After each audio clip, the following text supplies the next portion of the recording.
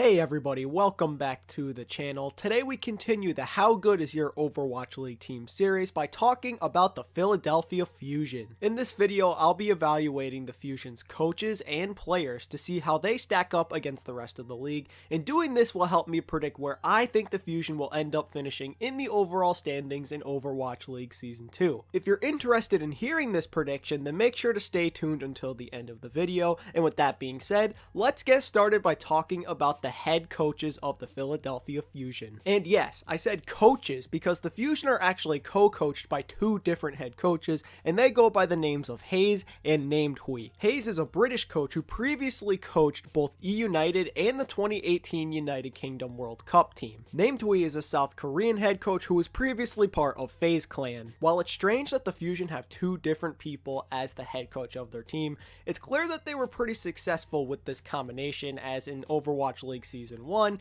they didn't just go to the Stage 2 playoffs where they fall to the NYXL, but they also qualified for the overall playoffs where they ended up going all the way to the grand finals and eventually falling to the London Spitfire. I think it's safe to say that these two are definitely part of the reason why the Fusion were so successful in Overwatch League Season 1, so while I don't think they're the best coaches in the entire league, I definitely think that they're pretty solid overall. Now that I've talked a little bit about the coaches, let's move on to the players, and starting off with main tank, the Fusion are rolling with the same two people they had at the position last season, those two being both Fraggy and Sato. I think that both of these guys are decent main tanks. They're not great, but I don't think you can call them bad either. And when we first look at Fraggy, we all know and love him for his Reinhardt. He's really good on that hero. He frags out all the time. But the same cannot be said for his Winston and Orisa. I think he's mediocre at best with both of those heroes, and that's pretty unfortunate, but it's just how it is. I don't know about the rest of you watching this video, but I personally found it very frustrating to watch Fraggy's Winston in particular because he fed on that hero all the time. He was the first to die in a lot of team fights, and the only time I saw him really step up and perform really well on Winston was when the Fusion beat the London Spitfire in the Stage 2 playoffs. While he is a pretty mediocre Winston and Orisa player, I think it's safe to say that his Reinhardt is top notch like I was mentioning earlier. He's an absolute beast on that hero, and anytime the Fusion run GOATs this season, I think they will have a tremendous amount of success when he is playing Reinhardt for them. In terms of what I think of Sato, I really don't have much to say about this guy. He's kind of always just been there, you know? He never did anything super impactful that impressed me throughout the season, but at the same time, he never really did anything bad that made me think he was a horrible player. I don't think of him as a standout player on Ryan, Winston, or Orisa. I think he's just decent with all of them.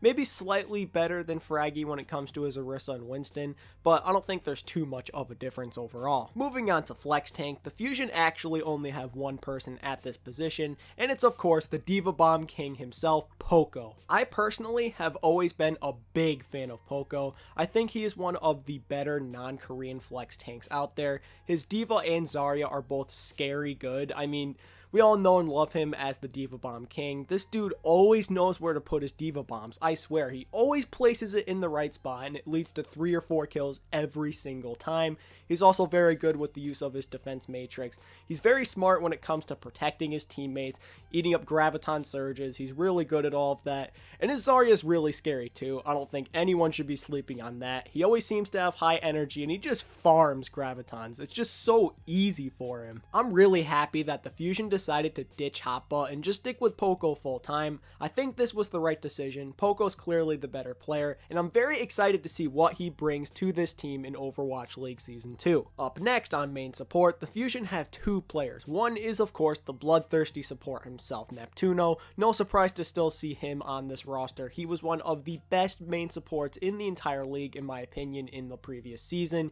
He's a really good Lucio player. His Mercy's top notch, and it's not just because he's good at getting the pistol kills. He's very good at staying alive and giving his team a lot of healing. It doesn't really matter what Neptuno was playing because at the end of the day he's going to pop off regardless of what hero he's on, and also he's almost always going to contribute to his team in a positive way. It's very rare to see Neptuno have an off day. Joining him on main support is Elk from Fusion University, which means that of course he is on a two-way contract, so we probably won't see too much of Elk, which is a shame. He is a really good player and I think he has a lot of potential. He's very smart based off of everything I've ever heard the guy say, and it's clear that he's really good at the game if the Fusion University were able to three-peat as champions with him being part of the team. I don't think you can go wrong with Neptuno or Elk. They're both amazing at what they do, and I honestly feel bad for Elk. I feel like he should have been signed by another Overwatch League team. It's kind of a shame that nothing was able to happen, that he was stuck on Fusion University.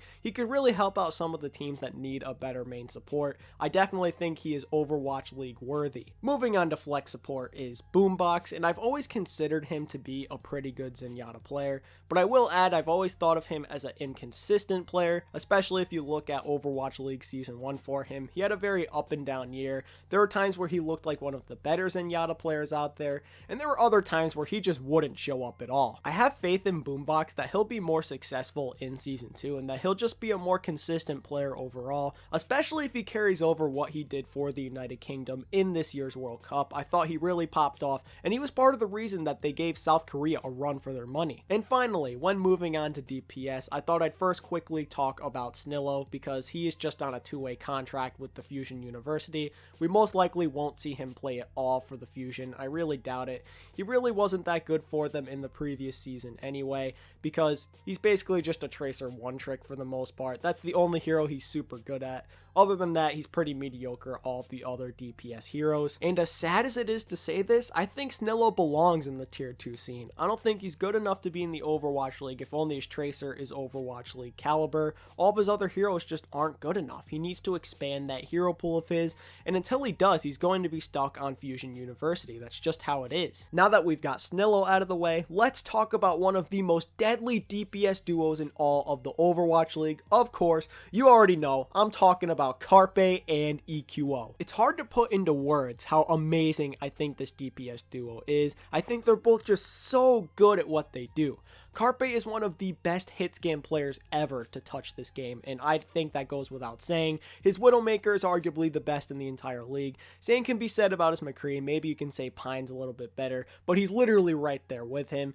He's also really good at Tracer, and just anything you need, Carpe can play. He'll play Zarya, he'll play Brigitte, it doesn't matter. I guarantee you he's going to pop off on whatever hero he plays. And can I just add on that I definitely, without a doubt, believe that Carpe is easily the biggest reason why the Fusion even got to the grand finals to begin with, and why they're even able to make the playoffs. I can't even begin to imagine how bad this team would have been without him. I'd say the Fusion would have been middle of the pack at best if Carpe wasn't on the team. And EQO is no slouch either. Obviously, I think most people know and love him for his incredible Genji play, but he can play Pharah, he can play Junkrat, all the projectiles he can do without much of a problem. He's also not bad at hit scan either. I think that his Widowmaker is kind of underrated. He's just a really good player overall. He can play just about anything you need. A very, very solid flex player. You can make an argument that EQO is probably the second or third best player on this team. I think he without a doubt makes the top 3. He was one of the most impactful players on the entire squad. Regardless of how good the Fusion do, I think one thing that's guaranteed is that Carpe and EQO are going to make some crazy highlight-worthy plays during Season 2. And that's what the 2019 Philadelphia Fusion are looking like.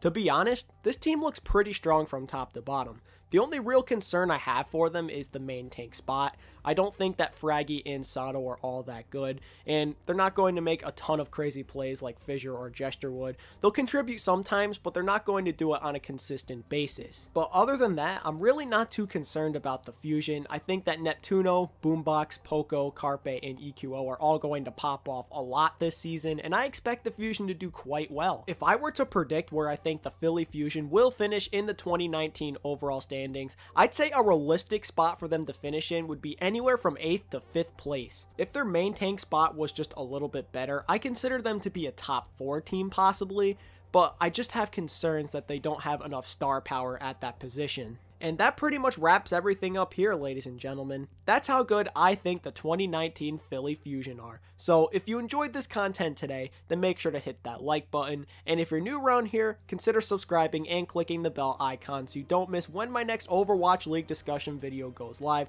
I'm doing an entire series off of this How Good Is Your Overwatch League team thing. I plan on doing all 20 teams, so stay tuned for the next episode.